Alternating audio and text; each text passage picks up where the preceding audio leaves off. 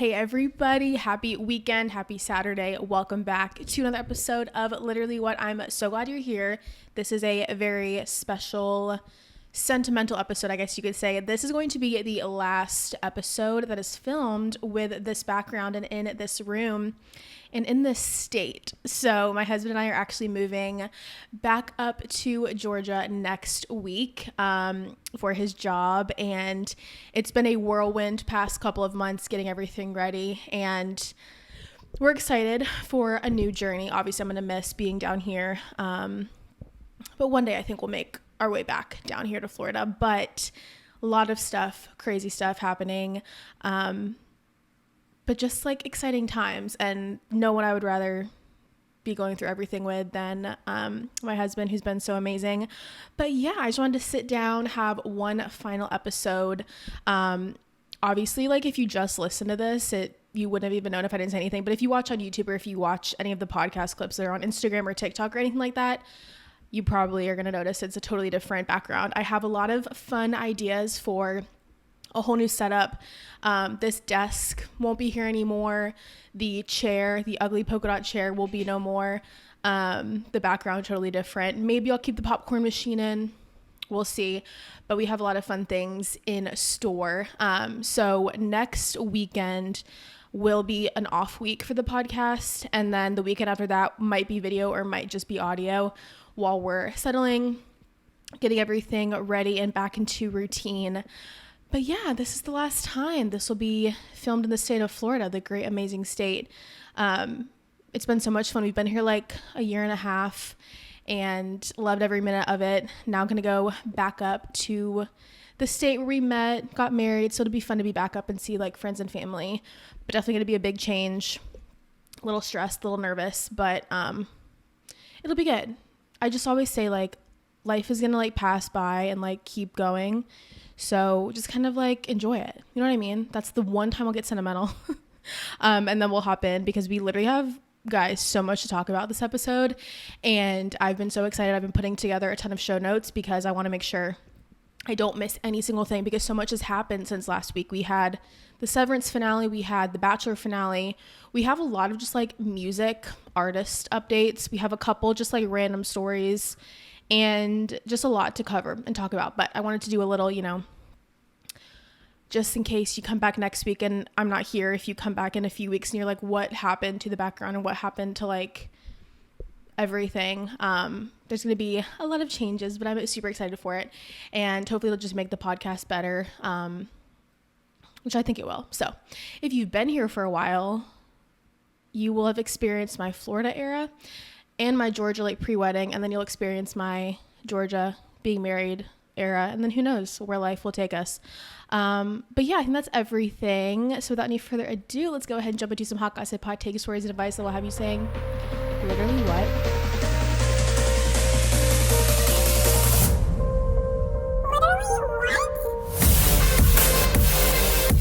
Okay guys, so I definitely want to start with the Severance finale, because obviously I didn't talk about it last week because I wanted to really let it settle and get my thoughts and gather my thoughts. And so much that I have to say about the finale. The finale was amazing.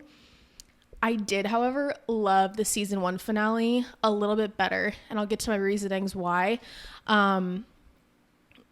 And also, spoiler warning, if you've not seen the Severance season 2 finale, do not listen to this. I put timestamps in all the description boxes on YouTube, Spotify, Apple. So if you just want to skip this story and then just go to the next one, because I will be spoiling a lot of the episode.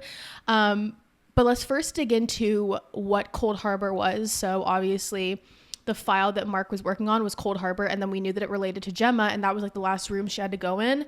And I kept seeing rumors about Cold Harbor was going to be like her drowning, and there were a few theories as to why that is, and I kind of hopped on that theory because I was like, yeah, that makes a ton of sense. Like obviously she'll walk into the room and like die by drowning, but she walked in the room and she was in the same outfit she was when she died, well, fake died, which I still want to know.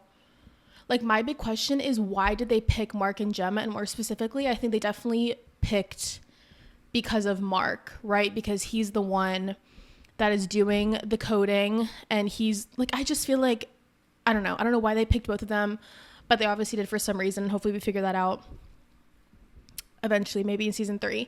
But anyway, so when she walked into the Cold Harbor room, it was her having to take apart the baby crib. And when we saw in flashbacks, that was like a big thing that Mark had to do, was take apart the baby crib. And she clearly didn't remember. And so that's kind of how I guess they knew that she was severed and like she was completely done. And then we found out finally what the goats were for, which that was why I did not love this finale as much as the first one, just because anything that has to do with like harming animals, catch me like running far away from that. No, thank you. Never been a fan. So what it looked like was they were growing these goats to then sacrifice. And I actually like, thank God they didn't actually sacrifice any goats. But I literally had my eyes closed the whole time, and I was like telling my husband, you just need to tell me when it's over because I can't. But then it was like that was happening, and then Mark was trying to get there, and so I wanted to watch, but I was like, I can't, like if they're shooting this goat, I can't watch it.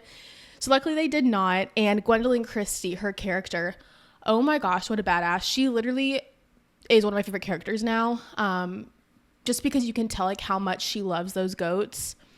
And thank God she was there to save the day for Mark. But yeah. And then the whole Mark and Gemma reunion, you guys, I was actually tearing up. It was everything. I mean, just like the way, I mean, they should win an Emmy just for that reunion. It was beautiful, gorgeous, amazing. And I just keep replaying the clip of them and just forgetting that, you know, anything else happened, and that that's, you know, what happened. And, you know, they reunited. That's it. Nothing else happened in the episode. But such a great reunion. It was gorgeous, beautiful. Should have ended there, but it did not. So then we have the big thing that happened towards the end was obviously Mark gets Gemma out of the stairwell, but then his innie obviously doesn't want to go with her, because I think one thing that is so interesting and what really clicked for me with this season finale is when Innie and Outie Mark were talking back and forth on the camera at the cabin, right, with Devin and Cobell. And I always knew that, like, yes, they were two different people, but in my head I was like, no, like, they are one person, and like if they reintegrated they'd be one person, right? But I think it made more sense to me when I was like, no, they're legit two separated people. Like, reintegrating would be crazy, I think.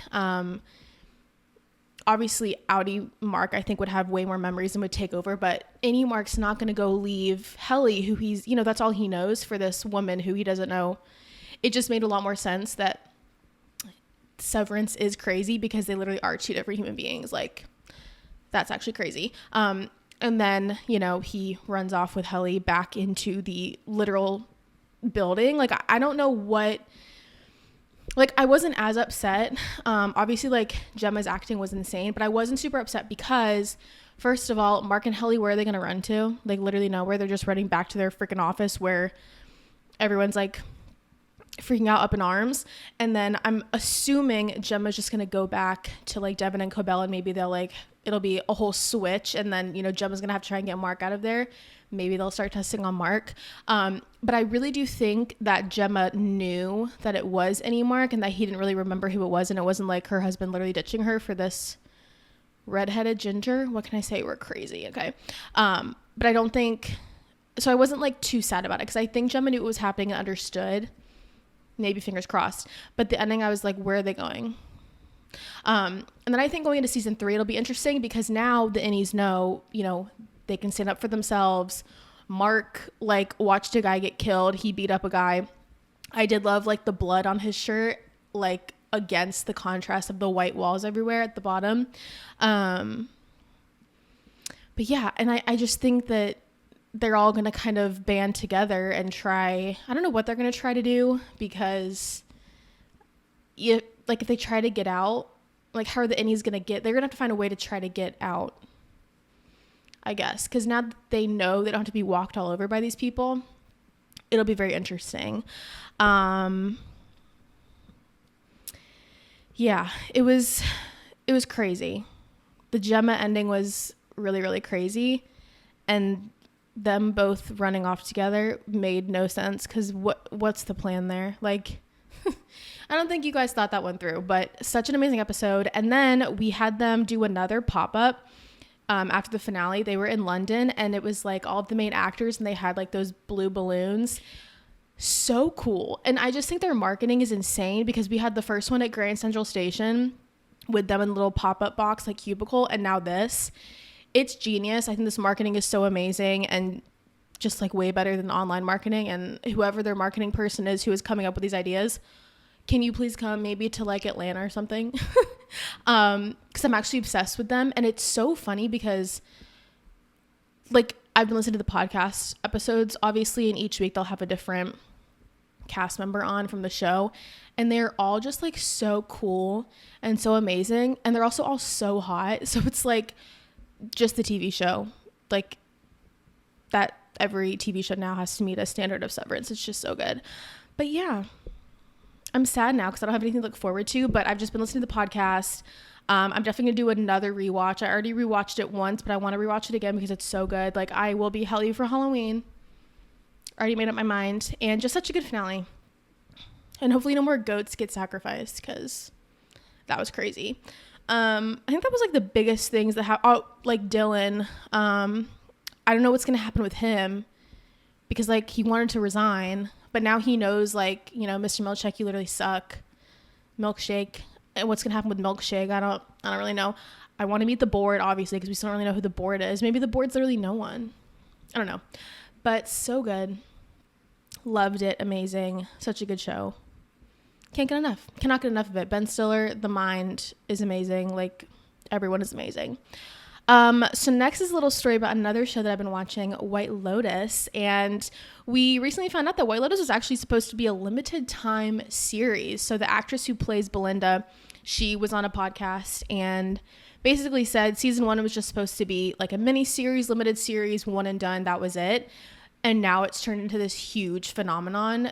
Obviously now we're on season 3, and I feel like it just keeps getting more and more popular, and so many actors, you know, were saying like, I want to be on the next season, and it's just like the format it follows. I just think it's such a cool character study, and I just know that there's like, I need to see there's a podcast about this show, because I just know there's so much in detail that we don't really like notice. But I will say, after the last episode, you guys, I still love the show. Okay, I love Chelsea and Rick are my favorite couples. The 3 women are just like such a fun little, you know, let's watch what they're doing right now to kind of get a break from the craziness, because the whole family stresses me out so much. I feel so bad for the dad, the 2 brothers. I can't, like, the previous week, that one little kiss, I was like, okay, whatever, like, that's crazy, but whatever. And then last week's episode, I can't defend it anymore. Like, that is actually crazy. And I swear, because I've seen people talking about, like, they think that Greg/Gary has cameras on the boat and is gonna like play it at this big family dinner, which also, like, why would Belinda go to the dinner at the guy's house who she knows wants to murder her? Like, I can't see everyone showing up, but I know that everyone's gonna have to show up because they need to get everyone together. And then we have to see who the person who died is. And it's interesting because if you've seen the seasons in the past, like, every like murder, it's always accidental.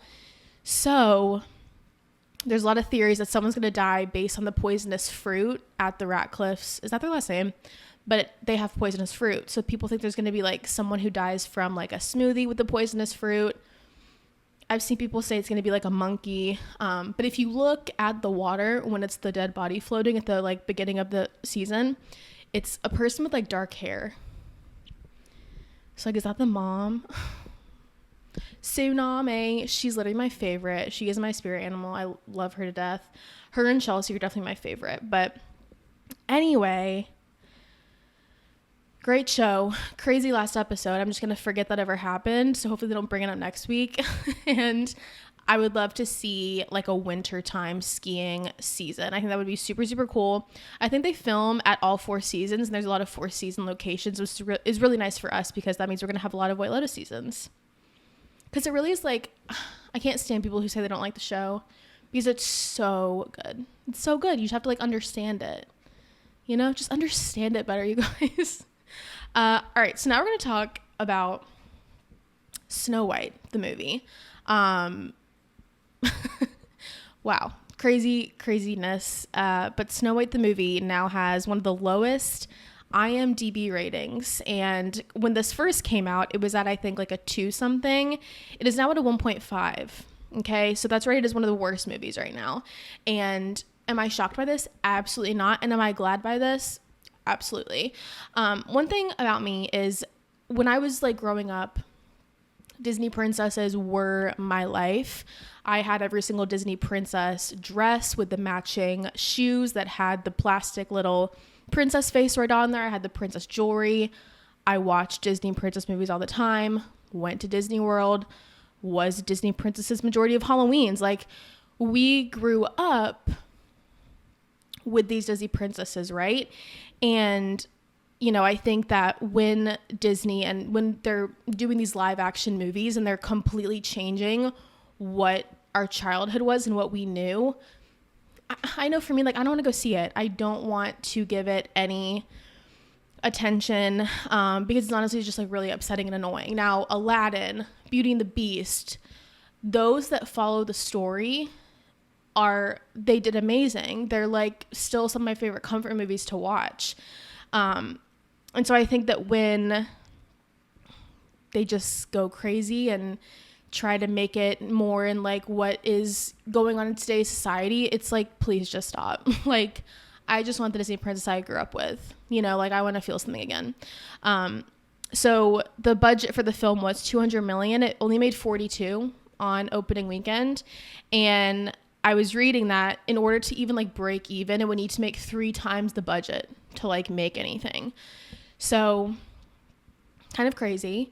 And I think it just goes to show like people do still love the whole romance fantasy man like pining after this woman he loves. And it's like, what's wrong with that? Like, I still want a man to like pine after me and like sing songs about me and like be so in love with me. And I get like, I think everyone needs to learn to be independent, and I love independent women and strong women. But at the end of the day, we don't need to be changing storylines to like, you know what I mean? It's like, I still want you to follow the story. I don't care that the prince is trying to find the princess and that they live happily ever after. Like, I want every one of my friends and everyone in the world to have a happily ever after. Is life that way? No, not really. But at least we have these movies we can watch that give us something. Yeah, I think it's just kind of crazy. Like, we grew up with these stories. They are very popular stories, obviously. I mean, hello. He wants to get in the conversation. Yeah, I don't want my childhood changed. Like, I want you to follow the story at the end of the day. And I like the storylines. I don't mind the men are pining after these women. And on top of that, I think it also goes to show not just the storyline, I think, that made it a disaster, to be quite honest, but you also had the lead actress hating on the actual Snow White princess and hating the storyline. So like, why would I also go see a movie where she doesn't even love, you know what I mean? It's like, think about Ariana and Cynthia. They love The Wizard of Oz, Glinda, Alphaba. They kept the storyline. They love that, you know, story and the character and who they are. I don't want to go see a movie of someone who's complaining about it and hating on the classic Snow White. Like, are you kidding me? Like, why would you even do that? So, I don't know why they thought that's the girl we want to play Snow White. And also the CGI dwarfs were really freaky looking. So that was on top of it. And it just, whenever I do have kids, if I ever have kids, it's like, yeah, you're just going to watch the classic stuff. Okay. You're going to watch the shows and movies I grew up with, because this is just getting a little out of hand. And I think the ratings show that. I mean, it literally shows that people don't want this crazy new stuff and storylines. And if you want to do that, then don't announce it in a way, this is the Snow White live action. Like, no, it's not. This is not Snow White, okay? Now, granted, I haven't seen the movie, so I don't know how, you know, if they did follow any of the storyline or if they didn't. I've just seen some things, seen some clips. And I won't be ever watching this movie. I can tell you that. Yeah. That's my little rant. And there we go. All right, let's get into our next story, which is about Marvel, and Marvel was teasing their Avengers Doomsday cast. So if you guys remember, I forget, like, it was probably like a year ago, I talked about how I was trying to do like a Marvel rewatch because I'd never seen any Marvel movies except for like Ant-Man, which is so random. And I got through like half of it. I was watching it chronologically and then just totally stopped. But now this whole Avengers Doomsday, they did a whole live stream and it was talking about who's returning, and we have to talk about it because there's like so many people coming back. So they did a reveal of each actor, and then they would do like a little pan to the director chair with the cast name on it, and it lasted more than 5 hours, and it ended with Robert Downey Jr., who's playing Dr. Doom. And basically Doomsday, it's in production right now. It's coming out in 2026, and it's going to be this huge crossover between the Marvel's Avengers franchise and X-Men. So all of the original X-Men stars are returning to reprise their roles, but the stacked cast also has actors from every corner of the Marvel world. So there are so many people that are coming back to join. And one of them is Channing Tatum. He's returning. He is going to be back as his X-Men character Gambit. Chris Hemsworth and Tom Hiddleston are back together in Doomsday. They're going to be Thor and Loki. I hope it's Loki and not Loki. I promise, like, I'm not the biggest Marvel fan, but like I'm trying. I've been trying, guys.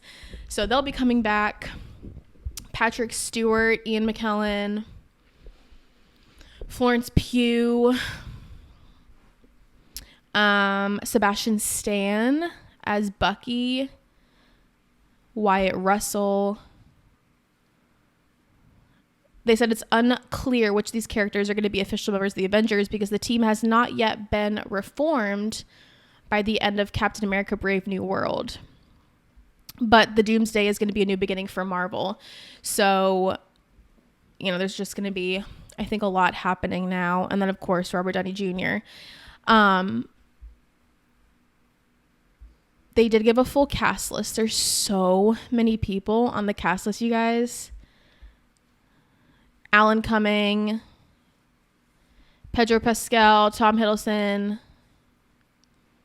Yeah, a lot of people coming back. Now, I'm obviously not going to be able to see it because I feel like I need to finish the Marvel Avengers series to understand what's going on. But I thought this was just so cool that they are bringing so many people back. And yeah, for all you Marvel fans, I can't imagine how excited you guys are. Our next story, you guys, about one of my favorite TV shows, Survivor. They just had one of the most emotional Survivor scenes, and it made Jeff cry, who is the host of Survivor. He's never cried on the show before. When I tell you, when I was watching this episode, I genuinely was crying, like, really hard. And I don't really cry that much, like, when it comes to, like, TV shows and things. Like, it just, I don't know. Maybe I'm crazy for that. But this scene, like, you guys, if you want a good cry, you need to go watch this episode. It was, oh my gosh. So basically, one of the girls, her name's Eva, she has autism. And so basically, like, Survivor, you start out as 3 tribes and then you kind of like mix and mingle and make new tribes. Anyway, so one of the men on her tribe, so she's, I think, in her 20s. And then there was this, other person who's on her tribe, Joe, who's a dad. He's older than her, and she confided in him about having autism and just telling him, like, you know, if I suffer through these, like, episodes sometimes she'll have, or like anything like that, just kind of like telling him how to handle it. And so they were really tight the whole time, and then they got separated, put on different tribes, and then they went to this immunity challenge, and she was just like having, I mean, it was really bad, just a really bad breakdown. And ended up winning. She won immunity and like won the whole thing for her team, and just started like crying. And you're not really supposed to like go over and mingle with the other tribes, but Jeff was like, told Joe, you know, do you want to go over there, give her a hug? And he went over there, gave her a hug, helped her through, helped her calm down. And it was just like the most heartwarming thing in the whole entire world. And then when she was done, one thing I love about Survivor is they make a big thing about, you know, people going through things. Like if something's happening like this, Jeff will open it up to the floor and just like one of the guys on there, he has a speech impediment. And so, you know, Jeff will ask questions about that and be like, you know, do you want people to finish the sentence for you? Do you want people to just let you talk? Like, it's a really great show of just like learning about different people and how to treat people. And it's a lot of life lessons. And anyway, but then he opened the floor and Eva just kind of shared to everyone about autism and how, you know, she was told she would never be independent. She was told all this stuff, and now she's out here on Survivor. I'm gonna cry again, you guys. And then, you know, asking Joe, and Joe was like, you know, if my daughter was out here, I would want someone to do the same for me. And I want, you know, my kids to look up at me and see how you should treat people and put the game aside and treat everyone with respect and empathy. And, then for the first time, Jeff broke into tears on camera. I'm trying to find direct quotes that he said, but you guys, like, it was, so after that happened, Jeff said, now you got me. I'm a parent too, and I do see it. This has never happened, but I see it too. This is why I love Survivor. And,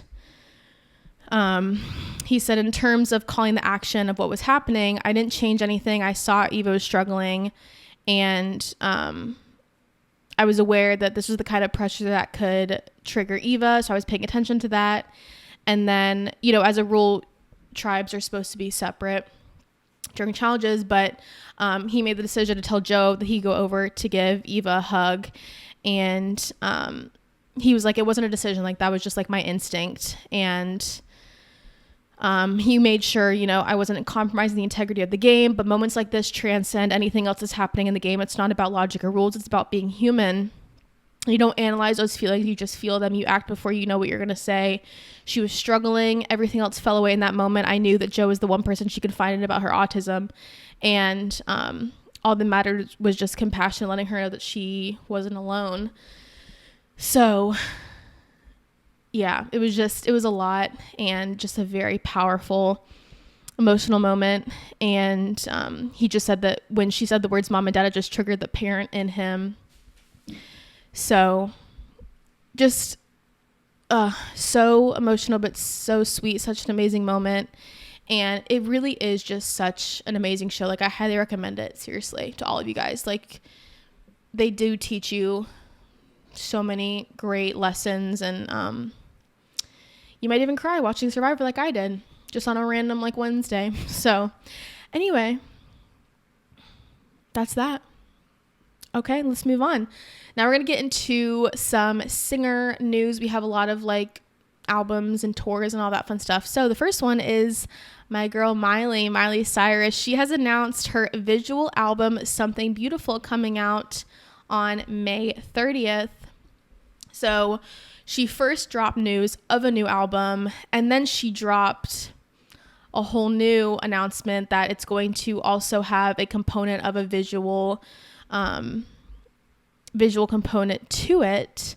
So one day after surprising fans with the announcement of her new album, she officially sent fans into a frenzy by dropping a trailer for a brand new visual album that will accompany this release. So she said, it was important to me that every song has these healing sound properties.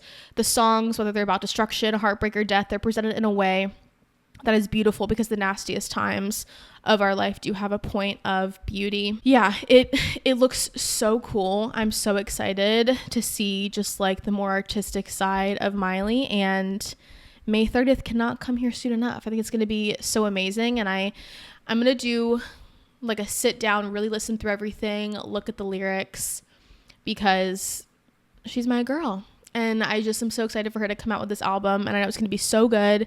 And then to watch the visual album, I think that's going to be even more amazing. Oh my gosh, I'm so excited. I just love her so much. And next, Lady Gaga. So she has announced a tour, her first tour since 2018, called the MAYHEM Ball Tour. So she's going to kick off the tour in Vegas on July 16th, and then that's going to be following her headlining at Coachella. It's going to come to 6 North American cities before heading abroad. And I was really upset because she's not really going to a lot of places in the US. So I will not be going, unfortunately, but I cannot wait to see videos of the tour. But she said, this is my first arena tour since 2018. There's something electric about it, the stadium.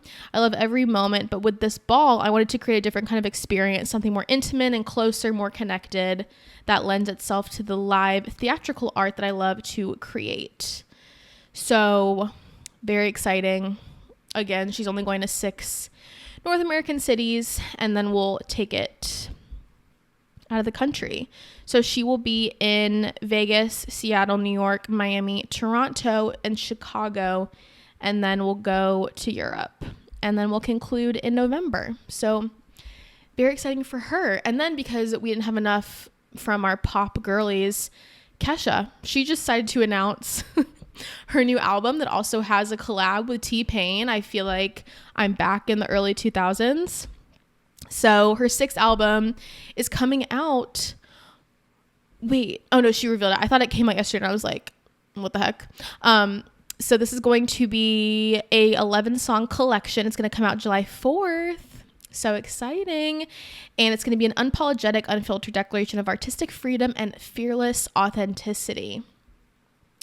So we did get a song that she dropped called Yippee Ki Yay that came out. I haven't listened to that one yet, but that was just kind of like a little hint and taste at what the album is going to be like. And then we're going to have the lead out version of the single with T-Pain.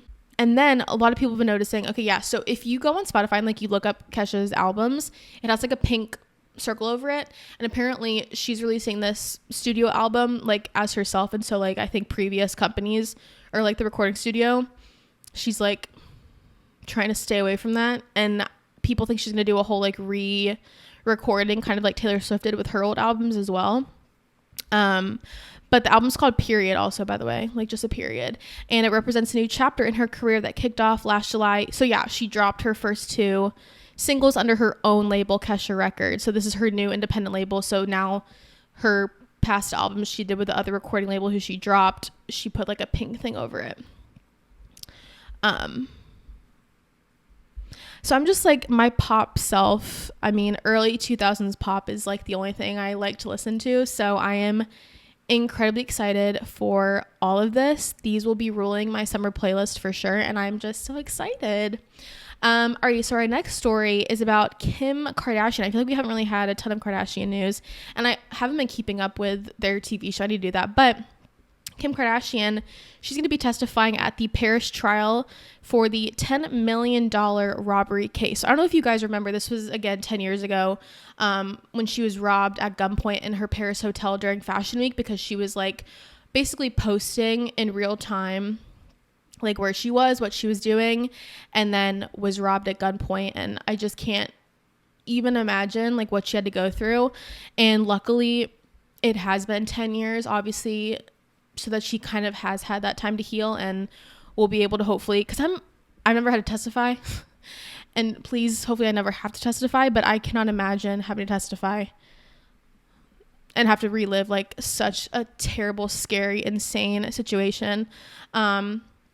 But she's going to take the stand at the 10 million trial in May, which is so crazy. But this happened in 2016. 5 masked men broke into her room at her hotel, and there were over 17 people thought to be connected to the crime, including the brother of a limo driver that Kim used while in Paris.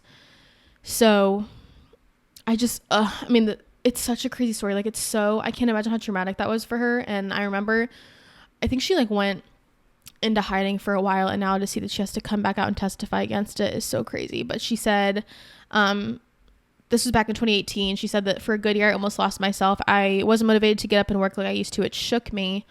Even though it was horrific and I wouldn't wish it upon anyone, it really did deeply change me to where now I can feel like I can get back to myself. So crazy. And hopefully these people can go to jail. Bye. All right. So our next story is kind of not surprising, but like, I didn't think we would ever get this news, but Sydney Sweeney, she has called off her engagement with her fiance. Now, I always thought that like, and again, I don't know the relationship, but I always thought she could do so much better because she's Sydney Sweeney and the guy she's with is just like not giving Sydney Sweeney's partner. But her and her fiance called off their wedding amid major issue. So she recently like deleted a picture of them kissing and people had speculation about it. And I think there was some event, or maybe she was filming something and she was staying in a hotel and he wasn't staying with her. And people were like, okay, something's going on. And basically an insider said they're having major issues. They're not fully split. Things aren't great right now. They aren't throwing in the towel yet. They're working on their relationship, but have called off the wedding for now. Yeah, I think they're done for. That's what I think personally. But she's 27. He's 41. They met in 2018, got engaged in 2022, and they were supposed to get married this spring. Sydney wants to cancel everything and can't handle the stress, and a lot of their issues surround her packed production schedule. And I feel like we see this a lot. I mean, we saw this with like Craig and Paige, and when she was going on like her 3-month podcast tour, and Craig was just kind of like, well, am I going to be a priority? And I think, you know, celebrities, and especially when like, you know, it's a partnership and one partner is maybe way busy than the other, and it's kind of hard. But I think this happens a lot with like, you know, people who are just busy. So basically, you know, she's just very busy with work. She doesn't have a lot of downtime, which causes tension. She's focused on her career. And you know what? Like, she's in her 20s and like her career is great right now. And I think that it's important to still focus on a career. And I don't know, like if she wants to call it off, girl. You can probably find someone somewhat your age. I don't know. Like, I think it would be really fun. Not that I want, of course, like I want her to be happy, but I think it also would be fun to see like who she would date. I don't know. Is that selfish of me? Probably. But we'll see. Maybe they'll just like silently split and we'll just never know. And then we'll just see her randomly dating someone. But I don't even know what he does. I think he like does something with production, or maybe like he was producing with her. I think she like got him a job or something, and I don't know, that could cause tension too. But anyway, very interesting stuff. All right, so our next story is about something that everyone loves but I hate, and that is the CHOMPS beef stick. So I swear like everyone in my life talks about these CHOMPS beef sticks, how they're so good, they're good for you, they're great protein, they taste amazing. So I was going on a road trip, and as one does, I wanted to get healthy-ish snacks, so I'm not just eating crap the whole road trip. And I got some CHOMPS. Okay, you guys, they were like disgusting. They had no flavor. It was gross. It was like dry. It was so bad and disgusting, and I've not had one since. So 30,000 pounds of CHOMPS beef sticks recalled over potential metal in the meat. So now I'm thinking maybe my batch tasted bad because there was metal in the CHOMPS. Because then I gave one to my sister and she tried it and said, no, these aren't how they're supposed to taste. Like, these don't taste right. So maybe I ate a metal chomp. I don't know. But this was prompted after 2 customers reported finding pieces of metal. No injuries have been reported, but you should check your lot code if you've bought the product.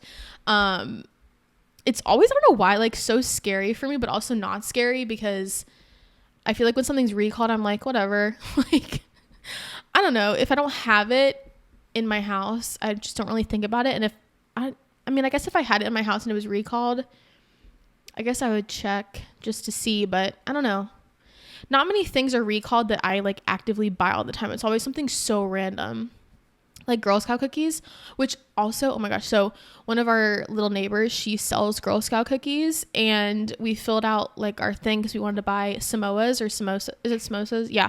The best ones. Okay. Don't fight me on that. And then we just never got them and never heard from them. And then we found out that they were all like recalled. So I don't know what's going on, but recalls are like, it's like one of those things that you don't really think about. You kind of think about it once when you see the headline and then you're like, whatever. And then you never think about it again. Maybe that's just me. I don't know. But yeah, just watch out for CHOMPS. If you have CHOMPS, go check it out and make sure you don't have metal, because that would not be good. Okay, our last story before our Bachelor recap is kind of crazy. I don't know if this is an April Fool's joke. I don't think it is, because it literally says it's not an April Fool's joke, which maybe that means it definitely is one. But you guys, a breast milk flavored ice cream flavor is coming. And no, it's not an April Fool's prank. That's what this is saying. I don't know. But the baby company Frida, I've heard of them, I think. They have a limited edition breast milk ice cream. So in honor of launching Frida's new 2-in-1 manual breast pump, they're offering this ice cream in 9 months' time. And they want to answer everyone's question that they secretly wonder, what does breast milk actually taste like? They said the ice cream will be a pitch-perfect representation of the sweet, creamy, nutrient-packed goodness we've all wanted to try. Pause. I don't know if I would say everyone's wanted to try. Like, I don't think anyone just sits around their house and is randomly like, you know what I really want to try? I really want to try some breast milk. And I really hope that they come out with a breast milk flavor of ice cream so that I can actually try and see what it tastes like. I don't think that's what's happening. And then it continues by saying, you know, people who have been afraid to ask, yeah, I don't know. And then someone said from the brand, this isn't an early April Fool's joke, and there's actually a strong demand for the product, and people are going to be intrigued and excited to get a taste of it. Now, the longer I'm sitting here and reading through this, like, would I want to try this ice cream? I don't know. I don't know. Because how are they going to make it? Because I don't think they're going to put breast milk in it. Like, where's this ingredients list? It says sign up for the pre-order at Frida.com. I don't know. I really don't know what to think. I guess we'll see. Well, this is going to be in 9 months. I can sign up for the pre-order at Frida.com. I mean, it's right here. You've tried rest. Now try the breast. I don't know. Should I sign up? Sign up below to stay abreast. Okay, I'll sign up. Is this just like a scheme though, and I'm just gonna get like baby? I'm on the list. Okay, I don't know if this is a prank. It could be a prank. I don't know, but I'll let you guys know in 9 months' time if this is actually a thing. And okay, you know what? If this is a thing, I will get it and I will try it on the podcast. But I really think this is a joke. But I don't know. Could be wrong. Anyway, that was our last story. Now we're going to get into the Bachelor finale recap because I have so much to say. If you disagree with me, I'm sorry. I'm not going to recap the whole show, but I have so many thoughts because I had thoughts after watching the show and I have thoughts post-show and how people are handling things. Obviously, the person who comes out of the limo first is the one who we know they're going to say no to. And Latia walked out, knew it wasn't going to be her. And just, first of all, the speech that she gave Grant and just the way that she talked about him and how, like, I don't know, I did love her a lot. And I love Juliana for him as well. I think that Latia is going to, like, date and marry some, like, super famous, like, sports. I don't know. I know she's going to do amazing.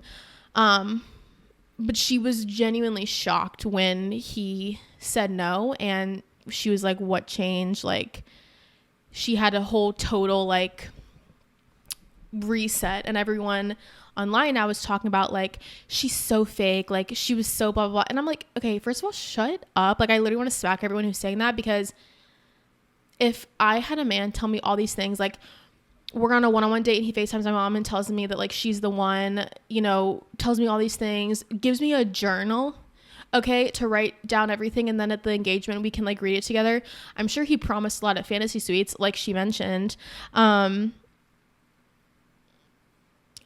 just, like, I knew with the face change that he 100% led her on. Like, she 100% thought that he was proposing, and that is not just random. Like, that is because a guy is stringing you along and telling you all the things you want to hear.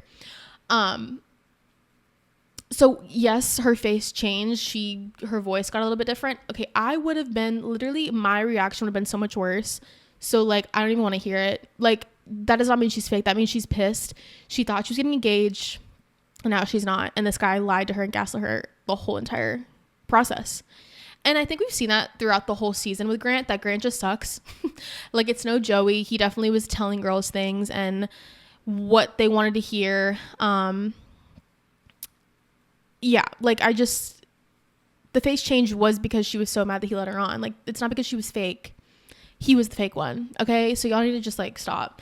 I loved how she handled it though. Like, she was much more, like, patient, I feel like, and got everything out and did not let him, you know, well, would you, blah, blah, I didn't think you'd, like, no, she stood her ground.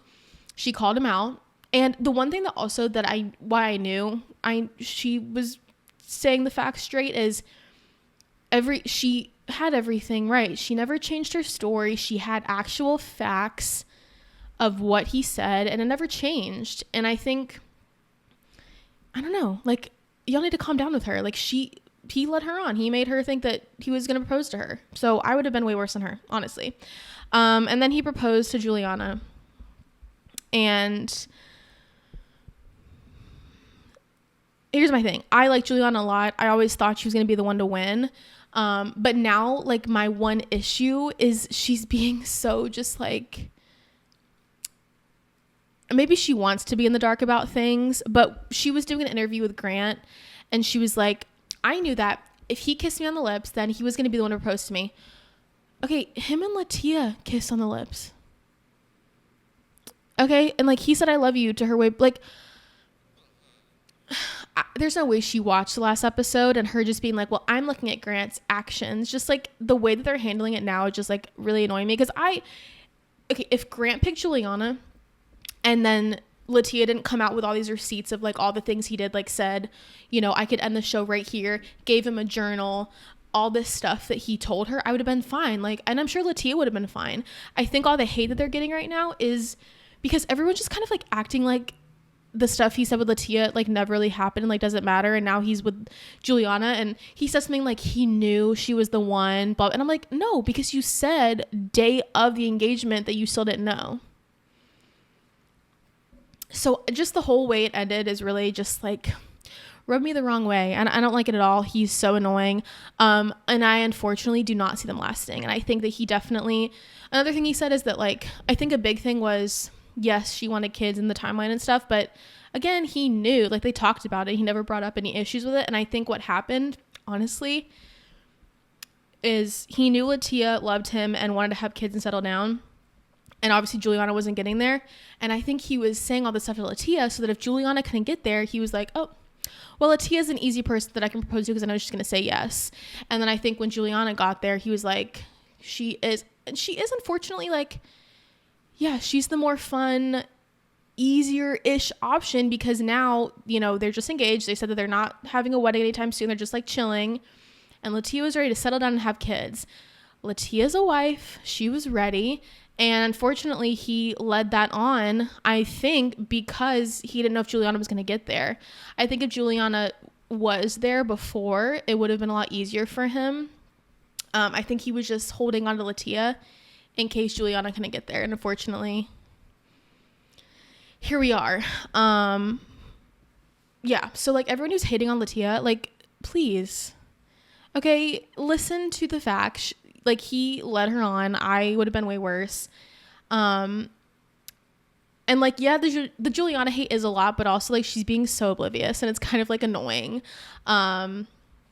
I think she's just trying to have her moment of being the winner, and I just, like, if you watch, like, their interviews and stuff, it just doesn't make sense. It's like they're literally just, like, ignoring and forgetting everything that Grant was saying, and, like, it just is so, I can't, but I do think it was always Juliana,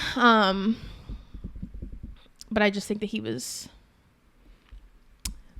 I don't know, had Latia in the back pocket in case he needed it, which is really, really sad. But anyway, then we have some crazy news we got is Bachelor in Paradise is going to have the Goldens, which I need to know some more logistics, because I don't want to see the younger and older mingling and dating each other. No, thank you. That's actually crazy. But yeah, apparently it's going to be Bachelor in Paradise with the youngins, and then the Goldens are going to be down on the beach too in their swimsuits. Whose idea was this, and what's going on? Because that's genuinely crazy, and I don't know how that's going to work. I don't like it at all. Not a fan. It's not too late to change what you're supposed to do, Bachelor Nation, because that's actually crazy. But I want to know what you guys think, because maybe you've heard more about what it's going to be and it's actually not going to be as weird as it sounds. But to me, this sounds actually so insane and not going to be that fun to watch. I don't know. Maybe it could be amazing, but I just don't know how that's going to work out logistically, and it sounds not fun and like a lot. But we'll see.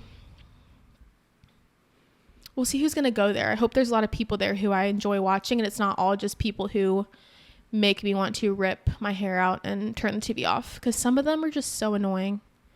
Like, if it's just the Zoe and Carolina show, bye. No thanks. But we'll see. It could end up being really, really good. I don't know. But yeah, that's everything, you guys. Thank you so much for tuning in. If you are listening to this on Spotify or Apple, if you want to go give this a 5-star review, maybe leave a little cute review, that'd be so amazing. If you're watching on YouTube, go give it a thumbs up. Go subscribe to the YouTube channel. Follow the Instagram account, the TikTok account. Everything's always listed in the description. And this is the last time you'll see this background. No more pink streamers. No more wooden table. No more of this chair. The next time I see you will be in a way different setting. And it's so crazy to think, like, all the memories I've made here. And I don't know, I'm excited for this next chapter. I'm going to be really, really sad that this one's coming to a close, but it'll be good. And I'm excited to make new memories. And for all of you who are tuning in, if this is your first time, thank you for tuning in. If this is like your 20th, thank you for tuning in. If you listen to every single one, hello, you need a gold star right now. But yeah, I think that's everything. I'm going to spend the rest of this weekend, next week, packing, getting everything ready for the peach state. What am I going to do without my palm trees? I love palm trees. Like, I'm going to actually plant a palm tree because I love the palm trees here. It's one of my favorite things. But yeah, that's everything. I love you guys so much. I hope you have an amazing weekend. Don't let anyone fool you on April 1st, okay? If you get some weird text from your friend, just, it's April 1st, okay? But yeah, that's everything. Thanks so much for tuning in, and I'll see you in a couple weeks for some more hot gossip, hot takes, stories, and advice that will have you saying, literally what? Bye, guys.